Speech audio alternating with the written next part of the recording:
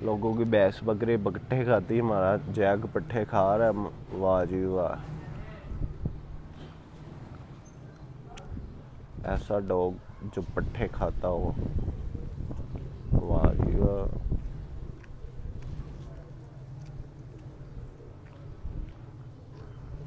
आपको बताया जाए कि हमारा जैक जो से वो पट्ठे खा रहा है।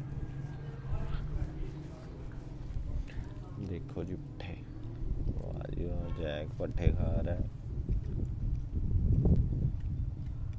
बड़े मज़े के लग रहे हैं जैक तुम्हें पट्ठे।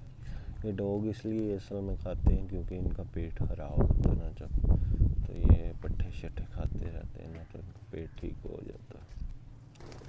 हमारा जैक पट्ठे खा रहा है, देखो पट्ठे क्यों खा रहा है? ये कुछ और ही बनना जा रहा है। लगता है बकरी है क्या? ये देखो पट्ठे खा रहा है ना, बड़ा मज़ा आ रहा है इसको पट्ठे खाने में ना। लगता है ये कुत्ता है कि बकरी है।